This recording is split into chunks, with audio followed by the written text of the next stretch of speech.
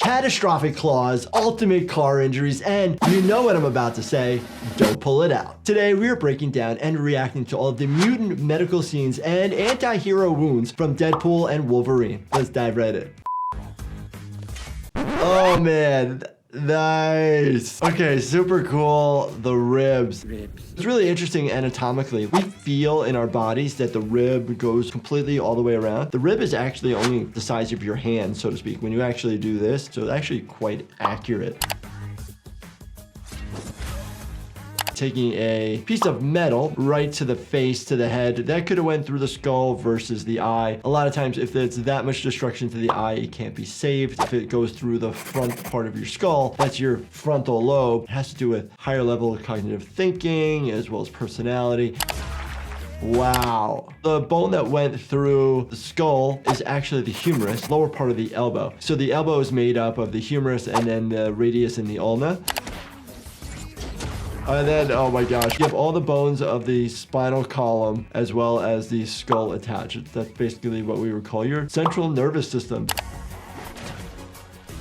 What bone was that? Anybody? Anybody? That was the femur, right? Because you have the top of the ball in the socket. Actually, the most common areas that we see fractures on the femur is where he's holding it in his hand. You have the ball component, but then there's a neck. Look at that neck! The neck fractures often, or something called an intertrochanteric fracture, which are the other two nubs.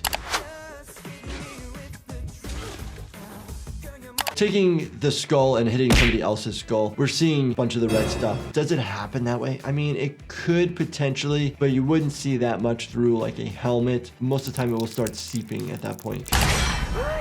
Oh man, it's got Wolverine's claws.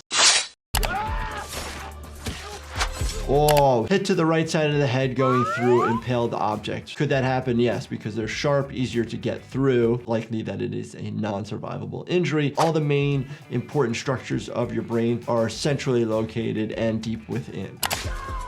Oh, injury to the right shoulder. Right shoulder. Dislocations are probably the more common injury to the shoulder that we see versus a rotator cuff injury. Most of the time we get an x-ray first of the shoulder to see if there's any fracture. Oh, I don't think that person's going to the bathroom well anytime soon. Or that one.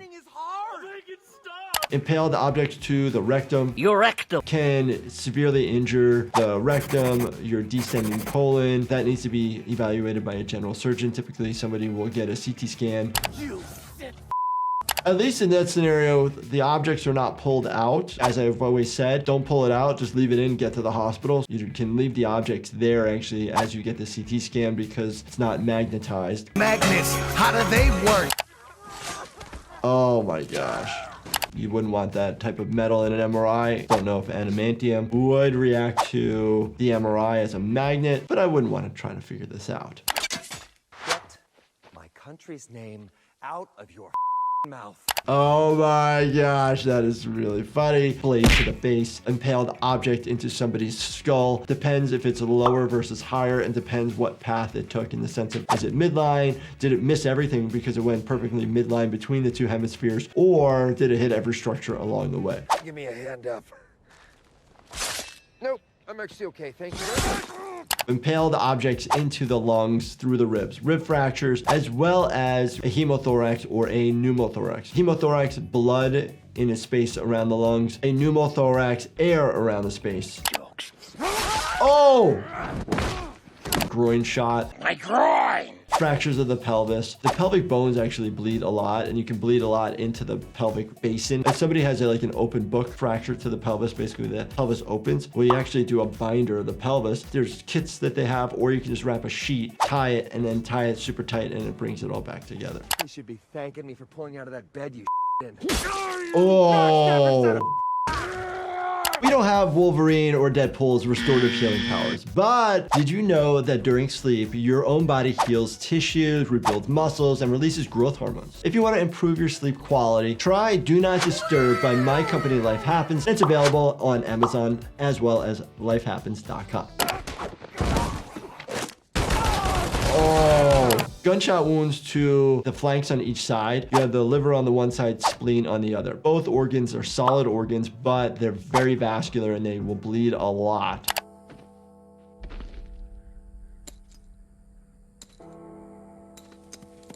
The misconception of bullets in TV, film, we take bullets out of the body and that saves people. No, bullets are very rarely removed out of the body because of the problem of getting them out. You cause more destruction typically. I just need your help. I don't care. If the bullet is in the brain, spinal cord, or in a joint, that's typically removed or attempted to be removed. But outside of that, usually the bullets stay. People always ask about lead poisoning. Could that be a thing? Yes. Once you're stabilized and things have improved, then you could potentially have a surgeon go in and get the metal out.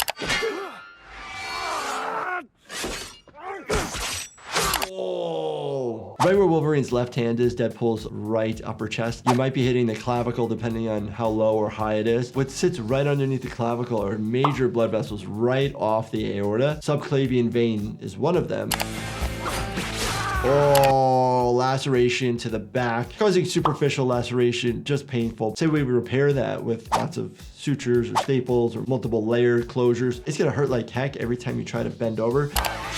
Oh, obviously we can't see that, but it's a lateral aspect of the left neck hitting the jugular vein or the carotid artery, or it might actually hit the external jugular vein. That's the one you see when you squeeze really, really hard and you have it pop out of your neck.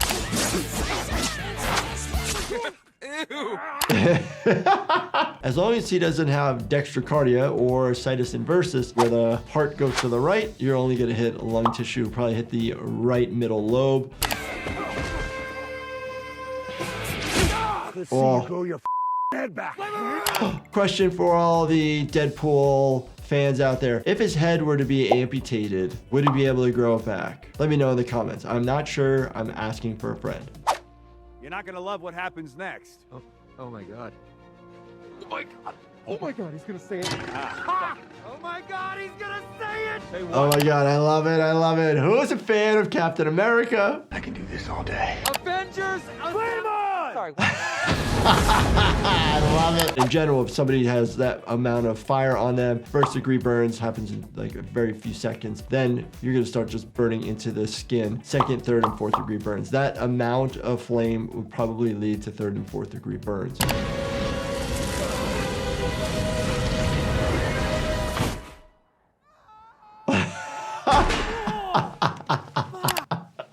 Oh, they did such a good job. Obviously, we always worry about the huevos, right? The balls. But me, that amount of fall, I worry about the pelvic fracture. So you land right on the pubic symphysis area. You can fracture the pelvis. You can also land on your coccyx and the sacrum in the back, lower part of your spine, which also can be fractured.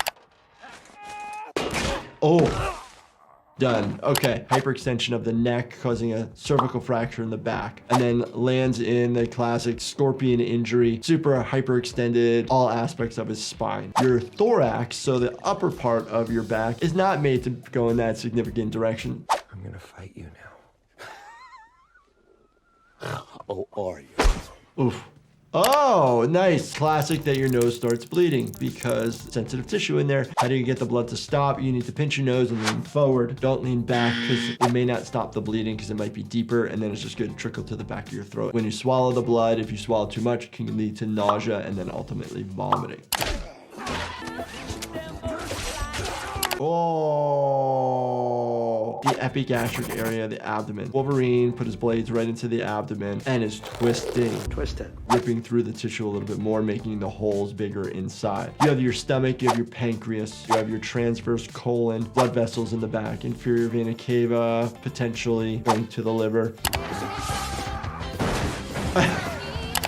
Airbags cause injuries. It's explosive reaction. We'll see people that get head injuries, neck injuries relating to it, but the alternative is that it doesn't save you from ultimate death relating to a really bad car accident. No. Oh, massive hyperextension injury at the elbow. The olecranon is snapping off your elbow, the point. Oh, there you go. He's able to fix it. No problem. Typically, if somebody did come in the emergency department with that, we will try to splint it back in an appropriate anatomical position because we want appropriate nerve and vascular flow. Uzi time, baby. Uzi time, baby. Look alive.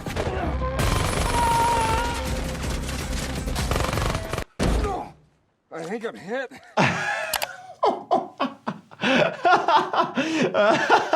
Oh my gosh.